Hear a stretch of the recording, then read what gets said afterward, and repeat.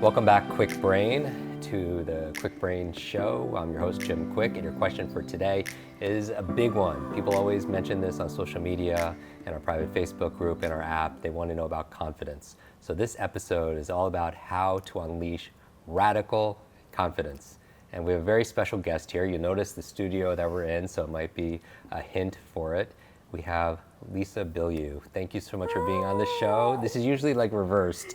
And you, Lisa, many of you know, because we mention Lisa often in our shows and our social media, and we're always reposting.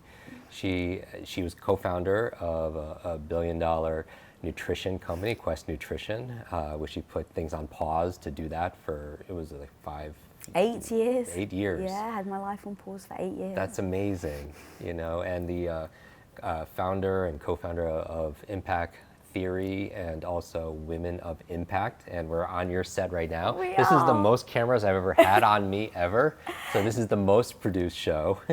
Except for when you were on Tom's show. This is true, and so we don't. Our listeners aren't usually used to this. Yeah. And you are the author of the brand new book, Radical Confidence, and this is awesome.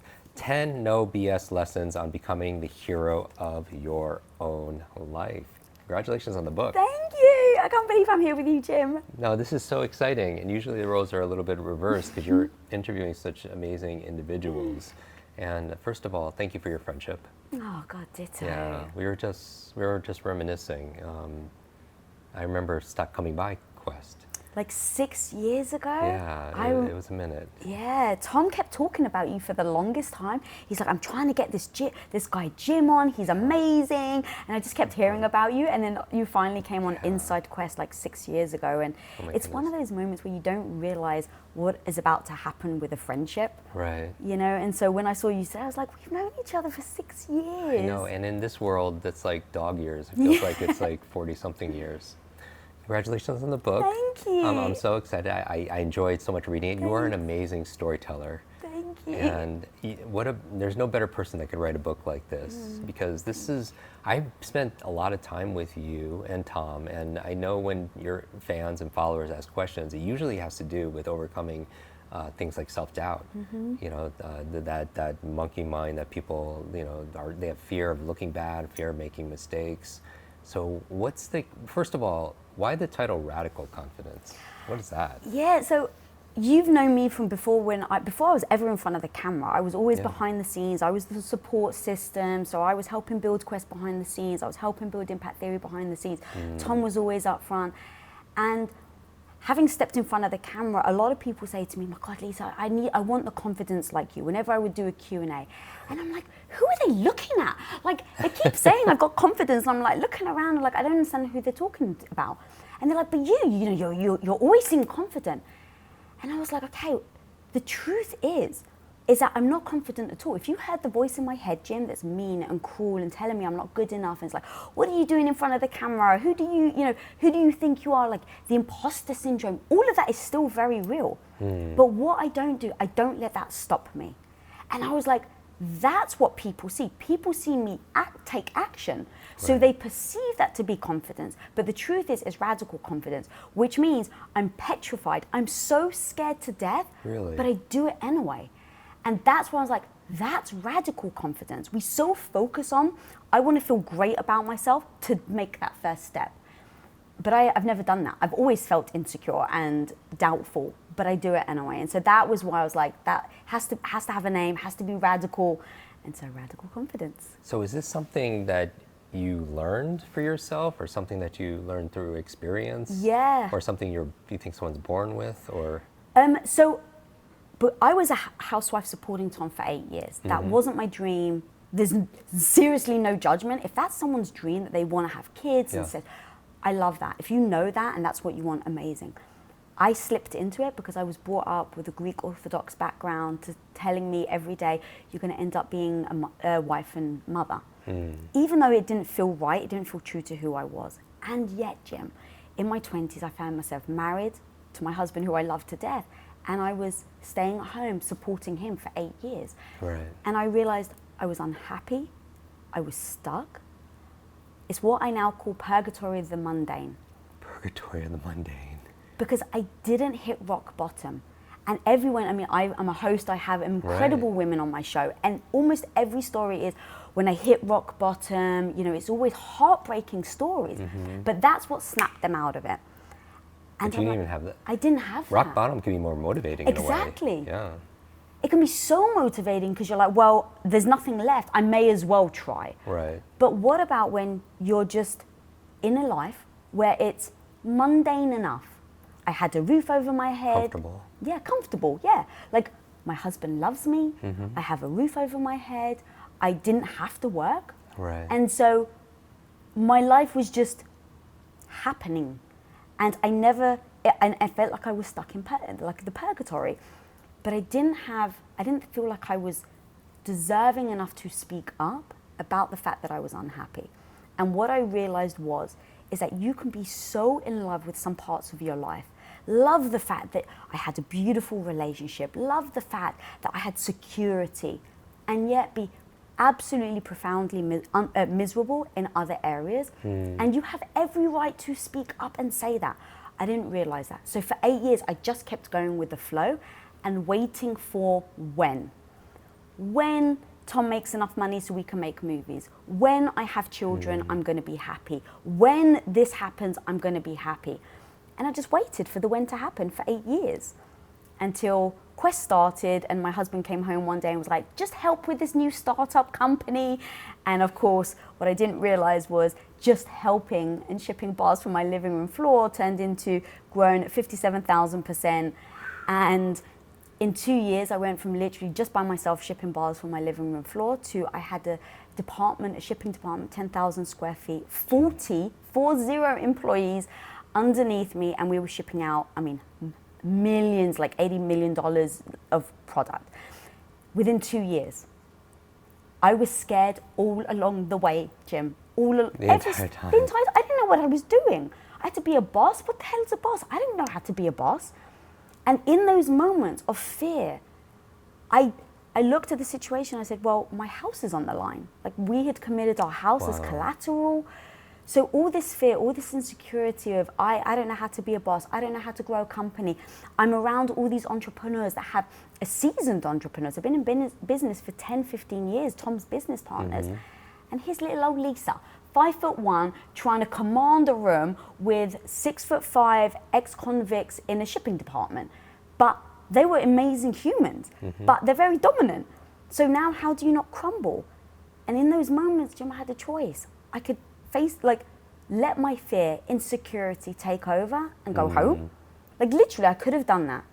Or I say, do I want to lose my house? Do I want to let my husband down?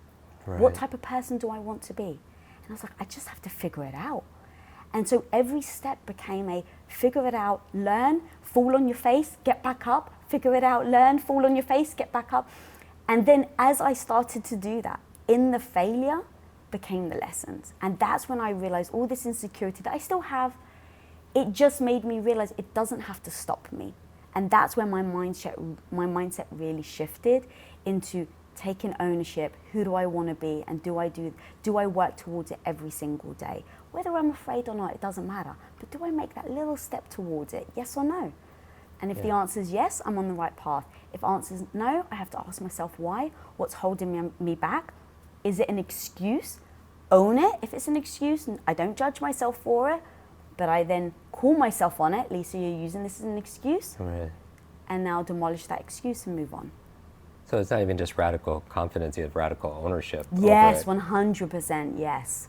as opposed to blaming or complaining Yes. or, putting it outside of yourself. Yeah, because in those moments where I wanted to blame everyone else. I wanted, this isn't my responsibility. Oh no, that's there. But in the moments where I didn't have the luxury, which is the best gift I could have now looking back, I didn't have the luxury to not do it, to not try, because our house literally was up for collateral. So if the company fell, you lose your house. It's that black and white. So that forced me into learning and figuring it out.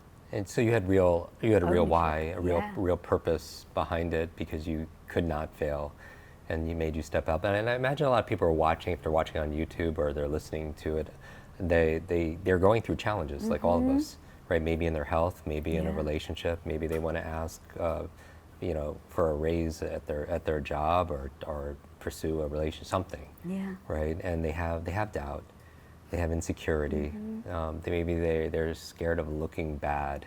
What's your perception on a lot of our show has to do with learning and the ability to fail forward or make mistakes and get feedback and still go through, because you said you've fallen a number of times, but then you stood back up. Yeah. And I don't know a lot of strong people that I admire that had easy lives. No. At all. Failure is one of those tricky things that the more you do it, the more comfortable you get at it. Doesn't mean that it changes. I still fail all the time. Really? All the time. But now, because I've had so many experiences where I'm like, those were the most powerful lessons, I now learn that it's okay. But the truth is, when you haven't made those first steps, the fear of failing is crippling. Yeah. And so to me, I go, okay, how do I act then in the face of that? What do I do if I fail? And I come up with a game plan before it happens, because I allow my emotions to take over. I really do. I have a whole chapter called about it's actually a swear word, so I won't say it, but gain emotional sobriety. Yeah. And that means, can you address a situation when you're emotionally sober, with clarity, with your, nothing's filtering you. And so to me, you have to gain emotional sobriety in order to be able to move forward. But when you're so scared and you haven't learned that failure actually is the great lesson, how the hell do you move forward?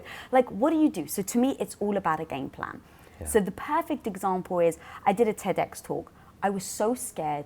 I never wanted to do public speaking. I've seen you do it. I've seen Tom do it. You guys are so good. And all the entire time I sit there in the audience going, I'll never do that. I'll never do that. Wow. Out of fear.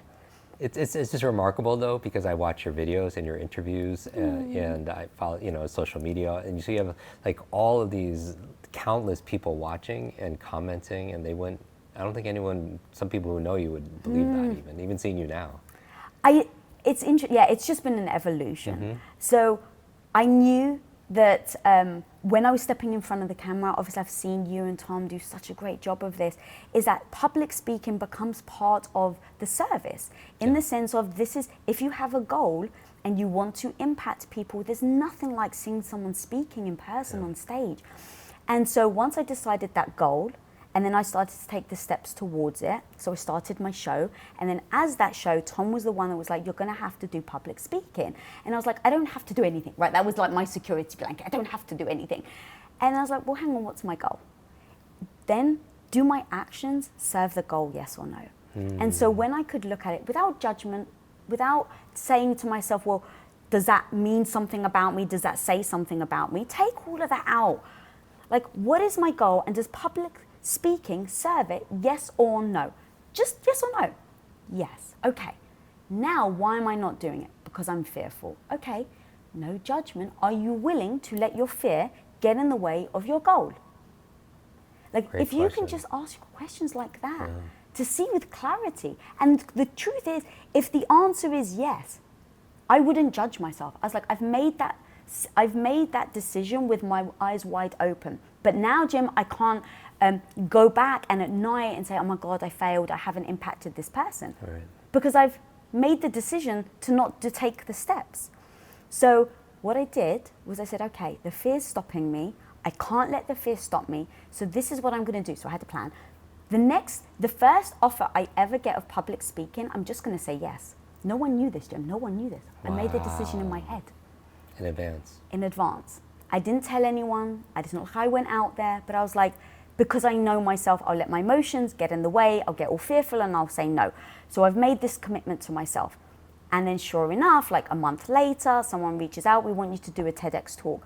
I literally was like, yes, I just quickly, and then I was like, oh my God, what did I just do? And then I got into my own head, but I've already responded. Right, it's done. Yeah. So now I go, what are the things that are now the fear going to get me in the way of doing the public speaking? And I was like, take it step by step, Lisa. One step at a time. Okay, the goal is to go on stage and crush it. All right. How on earth do I get the confidence to go on stage in the first place? Because it can be so fearful. And so it's like the number one fear. It is. It's like worse than death, right? And yeah, right behind death and fire. Yeah, it's crazy. So I was like, okay, I need a game plan. I just need, because I can get, my emotions can take over me, everything can get in the way. I just need a game plan. Okay, what's my game plan? And so I sat and I said, what are the things that I know? What are the tools that I have that can get me the confidence to get on stage?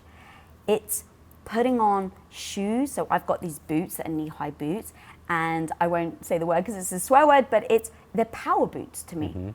And so I go, what's my power outfit? Wonder Woman has a cape. I wear my Wonder Woman necklace around my, my neck. I do this so that when I look in the mirror, over time, it becomes subliminal, but over time when I look in the mirror, I see this logo over and over and over, and it reminds me of the internal power. So I go, cool, what's that? What's my uniform? So it's the hair, it's the jewelry, because this is literally like I'm suiting up, and then I put a song on. And so literally I had this song on before I went on stage, and I start and my song is I'm a Survivor by Destiny's Child. I know it. And it's like, it's people doubting you. It's people saying you can't do it. That gets me revved up. They underestimate you. Yeah. And so I have all these steps. So every time I'm feeling fearful, I'm like, okay, what do I know? Okay, oh God, I got to put my jewelry on. Yes, I have to get it. Okay, what do I know? Oh, I need music. And so I did this whole ritual to the point, Jim, this might be a bit TMI, I had Supergirl underwear on. Wow. Because my nerves, you end up peeing like 20, 30 times before you go on stage. I just needed that extra little thing. Yeah. No one knew, but this was all my preparation, my game plan to getting on stage. So that really helped. Now the problem was, once I was on stage, what if I froze? What if I messed up? Right. So I was like, okay, that's a very real concern, Lisa. Have a game plan for if you mess up. And that's not to like put fear in me, to be like, you're gonna mess up. It's to actually relax me, because I can get in my own head and I can be on stage and be like, is that person staring at me? Did I mess up? And now it's like, what are you gonna do when that voice comes back? I need a game plan. So my game plan was, okay, what do kids do? You know when they fall on the floor? And have you ever seen it where they fall on the floor and they hurt themselves, but they look at the parent to be like, should I cry or should I be like strong? It's the same thing on stage. And because I've watched so many incredible people like you and Tom speak on stage, I pick things up. And it's like, you know what? If you're nervous, it makes me nervous. But if you're powerful and you're like laughing or having fun, I feel it. So I told myself, all right, Lisa, if you mess up or if you freeze, make a joke of it. Just laugh it off. Because if I do anything else, I will get in my own head again, and then everyone else is going to give me that fearful look, you know, where they go wide-eyed. Right. And then the wide-eyed then makes you even more fearful, and now you're really stuck. So it's like, you're going to laugh. Great, now I've got a backup plan. So I managed to get the confidence. I got on stage, and Jim, a minute into my TED Talk, I mess up. And one of my stories, I say that my father gave birth to my grandmother. Okay. Of course, instead of the other way around. And so I was like, well, that would be weird. That's awesome. And everyone freaking laughed, and I just moved on. And it put me in such a light-hearted thing. I did the tour. It wasn't my best. I mean, it was my first one, so I gave myself the grace to be like, Lisa, it was your first public speaking gig ever. So you shouldn't expect it to be the best thing on the world. But I did it, Jim. I did it. You did it. I love that. With your permission, can I put that in the show notes? Of course, the absolutely. And people can see my mess up and then just how like a bit unsure I was. But it's okay, you know, it's like how many, you know, of people watching or listening are trying something for the first time, and we think we have to be amazing at it. But it's like when I first went to film school, my first day of class, it wasn't like all of a sudden people were like, oh, and you're Steven Spielberg. They give you the grace, and you give yourself the grace to have a 4-year education or whatever. But for some reason, when you're out of school and you're doing something for the first time, people expect it of ourselves to be perfect. And so I kind of just let go of all of that. And I love the backstory, you know, this origin story, because it's, you know, so many people, they'll see the final product of you right now. And it's an inspiring example that, you know, big things have small beginnings. You know, whether it's your talk, your show, you know, back at Quest, you know, in the living room, packing bars and everything, you know, and so little by little, a little becomes a lot. And so you have a goal that you say yes to, that your heart is inspired. You say it in advance. You say yes, and you're going to figure it out. And then you go through and you prepare, right? You do the work. You have backups in case something goes wrong, because then once you commit to something, you have to take that action. You put yourself on the line, which is amazing.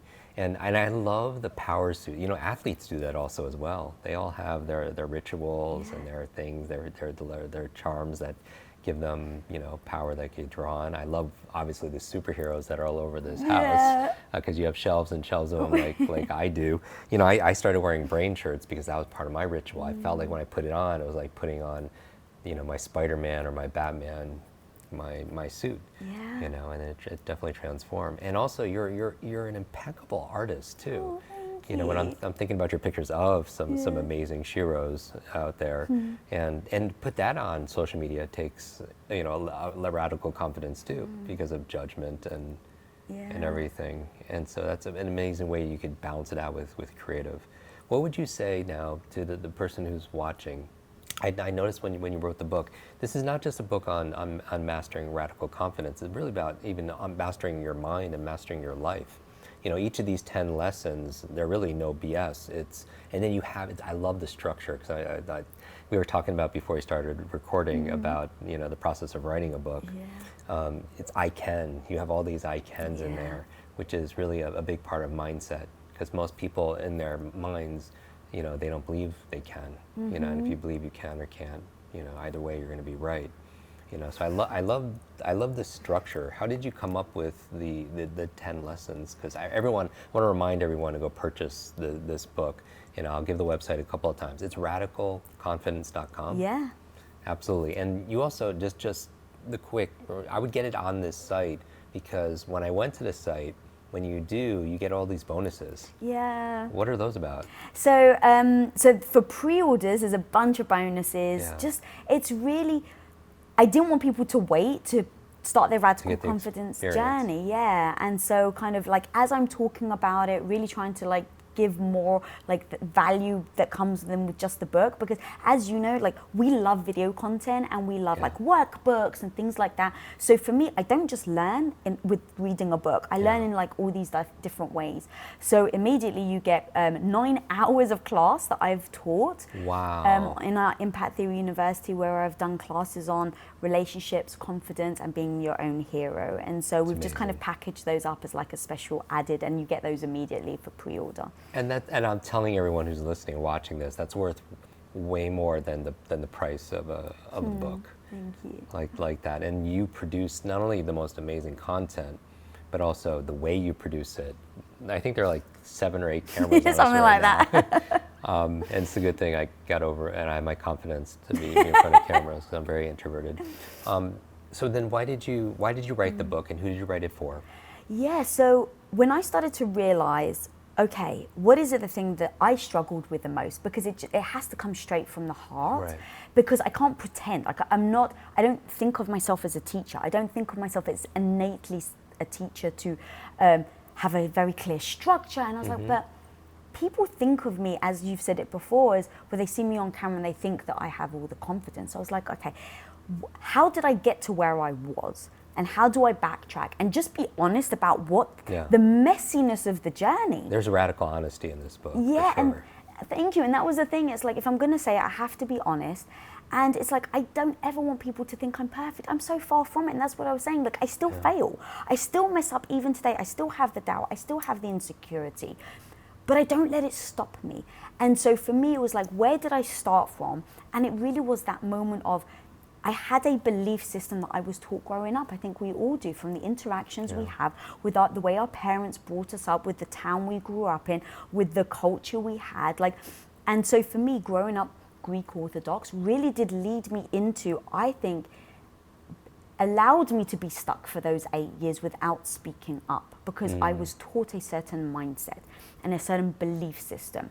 So I thought, okay, I have to address that first. So that was why how the book was structured is addressing your mindset. You know, one of the beginning chapters is make up your mindset. You know, because it's like, you do actually get to choose. You do. You get to choose what language you say out loud. You get to choose whether I can do this. And you even said it earlier. It's like, either way, you're right. And so for me, it was important to just repeat to people, I want you to read this. I want you to read in your head or say it to yourself, I can X, Y, and Z. So that each chapter, as we all know, right, repetition creates habit, repetition creates habit, repetition creates habit. So to me, it was so freaking important to have someone read to themselves, I can do this, I can do that. And once you do that enough throughout the book, the hope is at the end, you really do believe you can do it. It doesn't mean that you're going in with blind confidence or that you're going to crush it. Right. It means that you can get over it if you fail. You can take that beginning step. You can have the audacity to dream and live out that dream. That's so powerful. And then who should get this book? So the bigger goal is definitely the 14-year-old Lisa. Because when I think about... I just got goosebumps. Yeah. When I think about my own story, everything I fight for every day, like when we sold Quest, Tom and I definitely could have retired. But what's the mission? Like, what's the thing that's pulling me out of bed every single day? It isn't money. It isn't fame.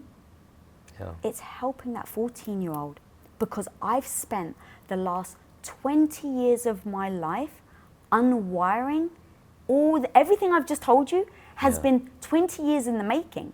I've been trying to unwire how I actually take the steps to live the life I want, how I have the confidence, the radical confidence to tell my husband, hey, I know I've been taking care of you for these 8 years. I've been putting your clothes out. I've been feeding you. I no longer want to do it. That takes radical confidence to say that.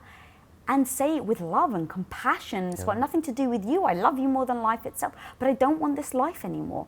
All of those things I've had to fight to develop. And so if I can impact a woman who has impact on a 14-year-old girl, or a mother that may be watching this, or a father that may be watching this, that has that daughter, that they can then help. And then ideally, maybe the Radical Confidence teen books comes out if this does well. The animation series, like the bigger picture of what this could be, all stems from how do I help that 14-year-old girl? And so when I was exhausted, right, I mean, you know how exhausting writing a book is, marketing, doing all these interviews. Every single time I say, I'm too tired, or can I actually do this? Can I actually write a book? I was like, okay, well, you can have the doubt, Lisa, but is that doubt going to overcome your desire to help that 14-year-old girl? And every step of the way, it was like, no, the fear's not strong enough to outweigh the desire I have to impact that 14-year-old girl. I love it, because your faith is stronger than your fear. Yeah. So it's not even like it's not even fake it till you make it. It's like face it until you make it. Also as well, and then the power of choice. This book, everybody, is a must read, and so because it is, I'll tell you, it's real, and it's raw, and more than anything, it's rewarding for you. Because what keeps us from where we are to where we want to be, I think there's two kinds of pains. There's the pain of leaving our comfort zone, leaving that purgatory of mediocrity, or it's the pain of staying there. Also as well, and Radical Confidence is available to anyone, and it takes radical responsibility for our life, a radical agency, so you have your sovereignty to make those choices. And that's why it's a blueprint for being able to live your best life. And so, Lisa, any parting words to everyone who's watching right now or listening? It could be about the book or Radical Confidence. First of all, thank you. This is just a dream come true. I can't even believe your kind, generous offer to have me on here. And then really the thing is for the audience, it's like, what is that thing that you want in life? Like when you were a kid, when you imagined what your life would be, and then what has stopped you from getting there? If you still want that dream, or what is that dream that you want right now? What's that life you want? And are you taking every step towards it to make it happen? And the truth is that this book hopefully gives you those tools. It's not that it's easy. It's not like, oh, you should have the confidence, radical confidence, go out and do it anyway. Yeah. It's not that. It's that these are the steps. These are the things you have to address. And it's going to be uncomfortable, and it's going to be like scary, and there are going to be moments where you have to face yourself and you have to ask yourself the tough questions. But to me, in my own experience, that has what has led me from from 8 years of being at home waiting for my husband to come home to give me the joy, to give me the excitement, to the life that I lead now, where I really am the hero of my own life. Like, it is not my husband, I'm not waiting to be saved anymore. And how I've done that is through the tools. So whatever that person is right now that's listening, it's possible. It's going to be hard, but I do think it's possible if you're willing to take that first step. Yeah, and it's not necessarily easy, but no one said it's going to be easy, but the question is it worth it? Right, and that's actually the thing. I love that you said that, thank you, because there's no judgment. Right. Like, literally, if you're just like, yeah, no, the idea of growth and failing is so crippling to me. I'd actually rather live a life of safety where I am right now. I actually respect someone that makes that decision with clarity.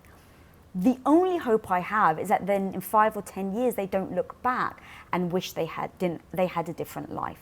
Right? If you can make that decision with your eyes wide open, have the life you want. Yeah. And so if the uncomfortableness doesn't sound great to you, I don't think everyone should have it. But then then at least be comfortable with the fact that you're not making your dreams come true. Yeah, we can do this thought experiment where people just fast forward 5 years from now or 10 years from now and say, life is exactly the same. You know, are you happy? Yeah. You know, and people can make their own choice on that matter.